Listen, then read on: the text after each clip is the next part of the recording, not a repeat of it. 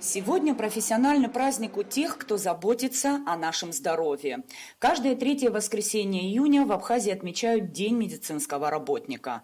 Профессия врача – одна из самых старейших в мире. Она остается востребованной и в наше непростое время. В каждом медицинском учреждении существует своя особенная атмосфера. Например, республиканскую больницу Абхазии, расположенную на въезде в Сухум, многие пациенты отмечают за чистоту и высококвалифицированных специалистов. Врачей.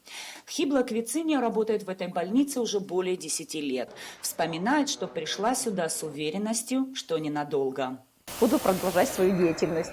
Мне оно нравится, просто помогать людям.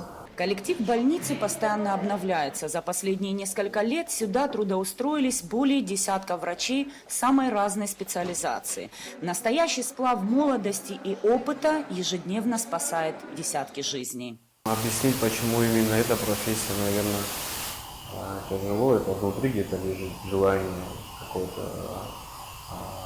помощи близкому, да, когда ты можешь помочь человеку и получить от этого моральное удовольствие, это неописуемо, это невозможно передать, эмоции это не заложено, где-то его не возьмешь, не приобретешь, оно где-то есть внутри и как-то со временем само проявляется.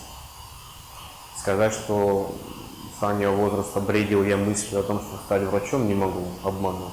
А сознательная жизнь уже где-то, вот скажем, конец школьного периода, скамьи, наверное, так скажем, уже какое-то сознание приходило внутри того, что хочется стать и быть полезным. Не знаю, почему-то выбрал именно вот так. Показалось, что это единственный тот выход, который может достать и помочь обществу где-то в работе, в своих каких-то возможностях, умениях, стараниях. Это не просто профессия, а скорее призвание, дело всей жизни. Для чуда мало современных технологий. Необходимы золотые руки врачей и их трепетное отношение к пациентам. Почему я лично стала врачом? Как-то у меня это с детства получилось. Наверное, родители меня направили на этот путь, и у меня как бы не было уже и другого мнения, и выбора другой профессии. То есть это вложено было, наверное, в меня, хотя у меня родители не врачи, они работали в школе. Уважаемые коллеги, медработники, я бы пожелала нам всем в первую очередь здоровья, успехов в нашем нелегком труде.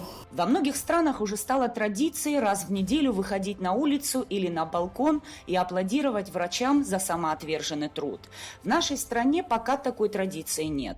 Да и всемирная пандемия коронавирусной инфекции внесла свои коррективы в планы празднования Дня абхазского медработника. Тем не менее, в этот день хочется поздравить всех работников сферы здравоохранения с профессиональным праздником и еще раз выразить благодарность за каждую спасенную жизнь.